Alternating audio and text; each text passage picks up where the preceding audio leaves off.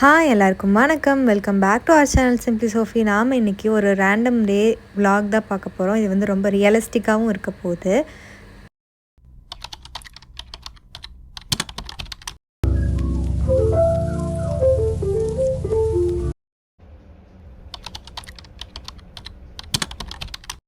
Morning ஏஞ்சோனமே இவங்க கூடயே தான் நம்ம வந்து டைம் ஸ்பெண்ட் பண்ணுற மாதிரி இருக்கும். ரொம்ப தனியால் விட்டுட்டு போக முடியாது, ஏன்னா ரொம்ப ஆக்டிவாக இருப்பாள்.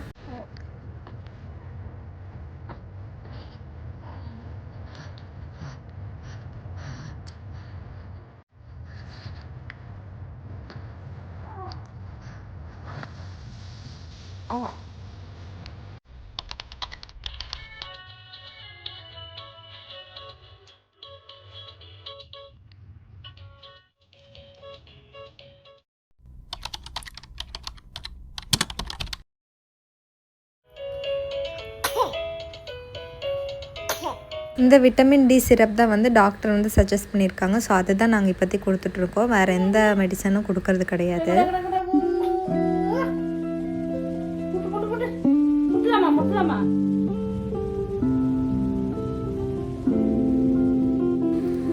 கிளைமேட் வந்து ரொம்ப ரெய்னியாக இருக்கிறதுனால நாங்கள் இந்த குளிக்க வைக்கல.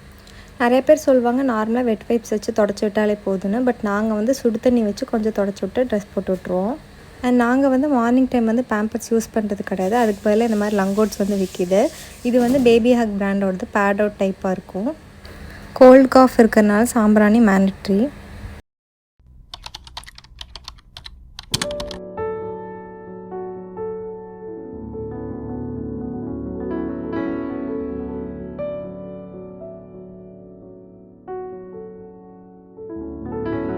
பார்த்திங்கன்னா எனக்கு நிறைய கொஷின்ஸ் இருக்குது, பட் எதுக்குமே ஆன்சர் இல்லை.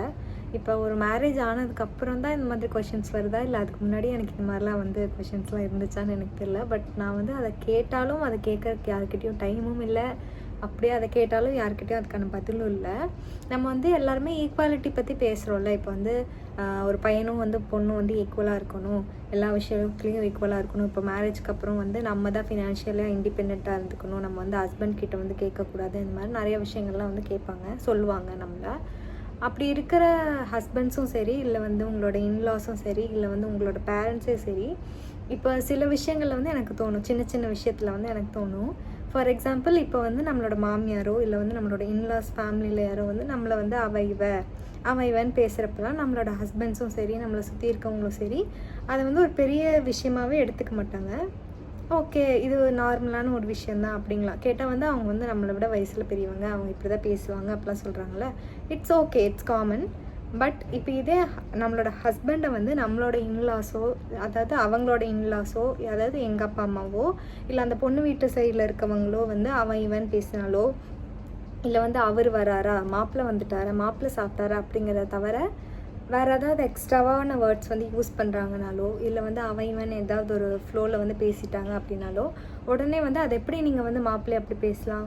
ஒரு வீட்டில் ஒரு வேறு வீட்டிலேருந்து உங்கள் பொண்ணை வந்து கல்யாணம் பண்ணுறதுக்கு உங்கள் வீட்டுக்கு வந்திருக்க மாப்பிள்ளை, ஸோ அவங்கள வந்து நீங்கள் எப்படி அவன் இவன்லாம் வந்து பேசலாம் அப்படின்னு சொல்லிட்டு நிறையா கொஷின்ஸ் வந்து வரும். இது வந்து எங்கள் வீட்டில் நடக்கலை, நான் வந்து சொல்கிறேன், காமனாக சொல்கிறேன்.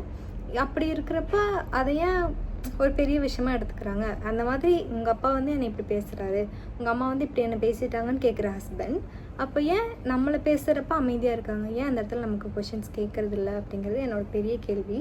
என்னோடய ஹஸ்பண்டை நான் சொல்லலை, அவரை வந்து நான் மீன் பண்ணலை. பட் நிறைய ஹஸ்பண்ட்ஸ் அப்படி தான் இருக்காங்க. எல்லாத்துலேயுமே ஈக்குவாலிட்டின்னு பேசிட்டு, அப்போ ஏன் இந்த ஒரு சின்ன விஷயத்தில் கூட ஈக்குவாலிட்டிங்கிறது இல்லை நமக்கு? அதே மாதிரி இப்போ நான் வந்து உங்கள் வீட்டில் வந்து இருக்கணும், இல்லை வந்து ஒரு பொண்ணு வந்து அவங்களோட இன்லாஸை வந்து அட்ஜஸ்ட் பண்ணி போகணும். எங்கள் அம்மா இப்படி தான் இருக்காங்க, இத்தனை வருஷமாக இவங்க இப்படி தான் இருக்காங்க, நீ தான் அட்ஜஸ்ட் பண்ணி போகணும், நீ தான் ஒரு வேறு வீட்டிலேருந்து வந்திருக்க ஹஸ்பண்டு அவங்களோட அம்மா கிட்ட வேறு ஒரு வீட்டிலேருந்து வந்திருக்க பொண்ணு தானே, அப்போ அவளுக்கான கம்ஃபர்ட் ஜோனை நம்ம தான் உருவாக்கி தரணும். நீங்கள் வந்து அவளை பொண்ணு மாதிரி பார்த்துக்கோங்க. இந்த மாதிரி விஷயங்களை ஏன் சொல்கிறதே இல்லை? இது வந்து நான் என்னோடய ஹஸ்பண்டை கேட்கல, அஃப்கோர்ஸ் நான் என்னோடய ஹஸ்பண்டை கேட்கல, நான் மித்தவங்கள தான் கேட்குறேன்.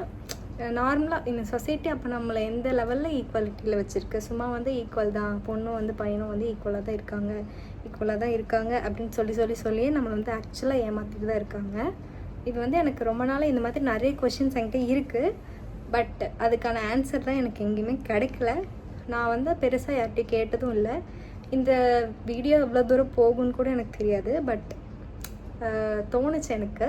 அப்படி இல்லை அப்படின்னா நம்மளை வந்து ஒரு நல்ல மருமகளே கிடையாது, நீ தானே எங்கள் அப்பா அம்மா வந்து அட்ஜஸ்ட் பண்ணி போகணும். அந்த மாதிரிலாம் பேசுகிற ஹஸ்பண்ட்ஸே நமக்காக எந்த இடத்துலையும் பேசுறது இல்லை, நமக்காக எந்த இடத்துலையும் வந்து நீங்கள் அட்ஜஸ்ட் பண்ணி போங்க, உங்கள் பொண்ணு மாதிரி பார்த்துக்கோங்க அப்படிங்கிறத வந்து ஏன் கேட்குறதே இல்லை. இந்த மாதிரி நான் மட்டும் இல்லை, என்னோடய ஃப்ரெண்ட்ஸும் சொல்ல நான் கேட்டிருக்கேன். ஸோ அது ஏன் நடக்கிறதே இல்லை? அப்போ என்ன மாதிரி ஹஸ்பண்ட் நமக்கு இருக்காங்க, என்ன மாதிரி சொசைட்டியில் நம்ம வாழ்ந்துட்டு இருக்கோம் அப்படிங்கிறது ஒரு பெரிய கொஷின் மார்க்காக இருக்குது. ஸோ உங்களுக்கு யாருக்காவது இதுக்கு பதில் தெரிஞ்சதுன்னா சொல்லுங்கள். இது பார்க்கலாம். இனி என்னால் முடிஞ்ச கொஷின்ஸ் எல்லாம் அட்லீஸ்ட் உங்ககிட்டயாவது கேட்கலாம். இதுக்கு ரெஸ்பான்ஸ் வருமானலாம் எனக்கு தெரியாது. பட் இருந்தாலும் அட்லீஸ்ட் ஒரு ஆதங்கத்தை உங்ககிட்ட கேட்டுட்டோம் அப்படின்னா கொஞ்சமாவது சாட்டிஸ்ஃபேக்ஷன் இருக்கும் அப்படிங்கிறதுக்காக தான் இந்த கொஷின்.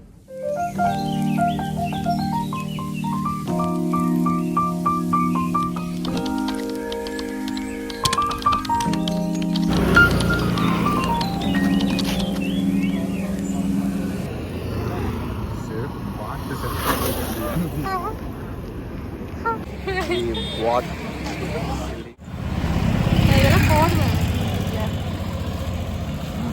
பரவாயில்லையா? அப்படியே தின்றத நிறுத்த மாட்டியா? 30 ரூபாய்க்கு வாங்கணும். நல்லா இருக்கு. நடுராத்திரியில வாக்கிங் போறோம். நான் குண்டான்னு வாக்கிங் போறேன். அவங்க ஒல்லியாக வாக்கிங் போறாங்க. ஜன்சன்